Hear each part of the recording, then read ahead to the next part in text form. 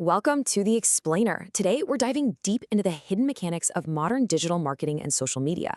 We're going to unpack exactly what's happening right beneath the surface of the apps you use literally every single day, down to the exact data structures deciding what you see, what you buy, and ultimately who you trust. Let's get into it. So, I've got to ask, do you truly know what pulls the strings behind your favorite viral posts? Think about it. When you're scrolling your feed in 2026 and suddenly get this massive urge to buy a new software tool or a fresh pair of running shoes, is that serendipity? Is it human connection? Or is it a highly tuned machine learning model optimizing for your specific psychological triggers? Well, the answer is a fascinating and honestly kind of unsettling mix of all three. Here's our roadmap for today. We'll start by cracking the 2026 algorithm, then look at why originality wins the feed, and the real ROI of authenticity. After that, we'll see how influencers drive actual revenue, dig into the AI marketing machine, and wrap up with the ultimate showdown, privacy versus personalization. All right, part one, cracking the 2026 algorithm and how platform systems really rank content. Okay, let's just go ahead and bust a massive myth right out of the gate. The absolute biggest misconception out there is that there's just one giant, singular algorithm controlling everything. That is completely false. As Instagram head Adam Mosseri has confirmed, the platform actually runs multiple, totally independent ranking systems. And the crucial thing you need to grasp here is the stark difference between connected and unconnected reach. For connected reach, stuff like your feed and stories, the system relies heavily on relationship history. Do you DM this person? Do you watch their stories every morning? But for unconnected reach, which is Reels and the Explore page, Instagram has zero relationship data to work with. It's testing your content with total strangers. That means the machine learning models have to rely entirely on ruthless performance metrics. So if you're trying to grow in 2026, a strategy that only leans on your current followers, yeah, that's doomed to fail. And when I say ruthless, I really mean ruthless. For Reels, which is the platform's primary discovery engine, internal data shows that users make a stay or scroll decision in about 1.7 seconds. 1.7 seconds. If you don't hook a viewer's attention in that tiny, fleeting window, the algorithm just assumes the quick scroll is a negative signal and immediately throttles your post's distribution. To put that completely wild number into perspective, you actually need 60% retention past the 3-second mark just to stay alive in the algorithm's testing phase. No pressure, right? But wait, retention isn't the whole story here. If you actually want to go viral to brand new audiences, sends per reach is the absolute ultimate algorithmic signal. Mosseri confirmed that sends carry 3 to 5 times more weight than a standard like. And if you think about it, why wouldn't they? A DM share is a deeply personal recommendation. It essentially tells the algorithm, hey, this content is so incredibly valuable, I'm personally vouching for it and handing it directly to my friend. Optimizing for those saves and shares, really tapping into that peer-to-peer psychology, that is exactly how you beat the 2026 algorithm. Moving right along to part two, originality wins the feed. The death of the content aggregator. This directly ties into the biggest structural shift we've seen on social platforms in recent years. During those massive algorithm updates back in 2024 and 2025, Instagram rolled out some highly advanced visual fingerprinting to detect reposted content. Basically, if a post shares 70% or more visual similarity with an existing video, it gets actively penalized. Because of this fingerprinting tech, those aggregator accounts, the pages that just recycle memes and rip other people's videos, they saw their reach absolutely collapse by 60 to 80%.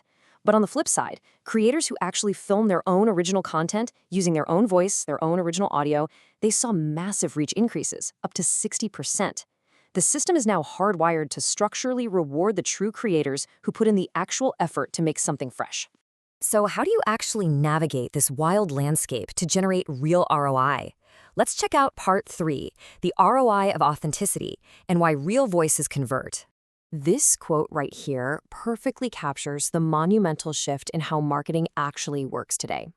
Take the project management software Monday.com, for example. Instead of paying influencers to just awkwardly read some sterile script about product features, they gave creators hands-on access to build actual project layouts and solve their very own workflow problems right on camera. In the industry, this is known as contextual utility. Think about it. When a project manager sees an influencer naturally saving 10 hours a week using a tool in real time, that builds immense peer-to-peer trust. The relevancy has to come first. The promotion is strictly secondary. And we're seeing vastly different brands winning big by adapting this exact philosophy to their specific platforms. Submagic practically turned creators into a performance channel by offering a massive 30% commission, and it drove over $1 million in 90 days just because creators were literally invested in the outcome. SAP sponsored an expert creator-led video series over on LinkedIn, realizing that enterprise buyers want trusted explainers, not loud, intrusive ads. And then you have Motrin, who tapped a professional nurse on TikTok to blend real healthcare expertise with everyday relatability. Ultimately, it all boils down to aligning the right microcreator with a platform's dominant metrics.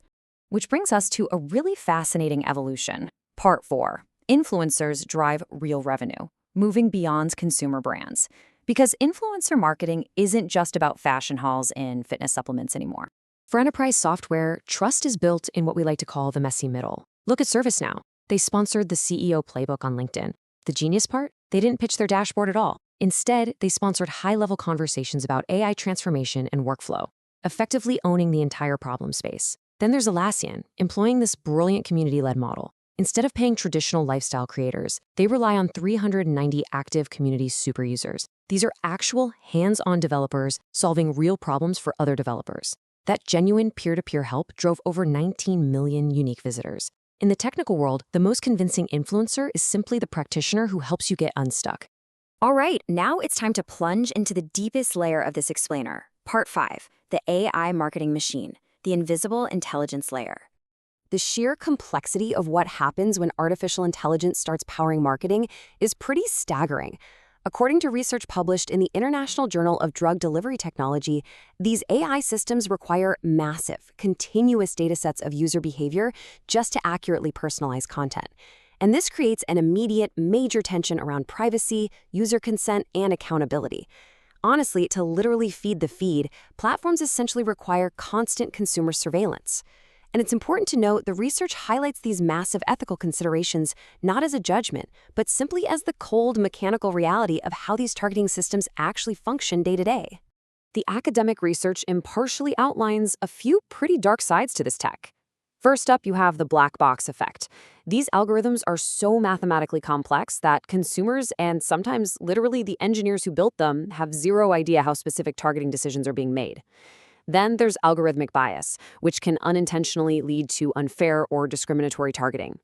But perhaps the most concerning issue from a structural standpoint, the severe cybersecurity risks. Because these AI systems have to hoard incredibly massive volumes of highly sensitive personal data just to figure out what you might want to buy next, they become massive, high-value targets for adversarial attacks, data breaches, and identity theft. And that leads us to the final, critical tension of our 2026 digital landscape. Part 6, Privacy versus Personalization, the Ultimate Paradox. Digital marketing is currently walking a seriously precarious tightrope. On one hand, consumers clearly say they want highly relevant, personalized content, which, as we just discussed, is delivered by authentic influencers who are curated by a machine learning model. But the very second that personalization crosses the line and starts feeling like surveillance, or the moment a major data breach hits the news, consumer trust immediately plummets. Researchers note that users simply will not interact with platforms they believe are too risky. So the future of this entire industry really hinges on finding a true balance between AI that understands us and data privacy that protects us. So I want to leave you with this one thought. We know the 2026 algorithms structurally reward human authenticity, originality, and genuine peer-to-peer trust. That's a fact.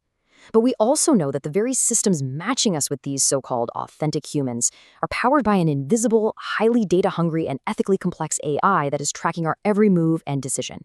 So when algorithms demand authenticity, but AI demands our data, who really controls the feed? Is it you, the creator, or the machine? Keep that in the back of your mind the next time you pick up your phone to scroll.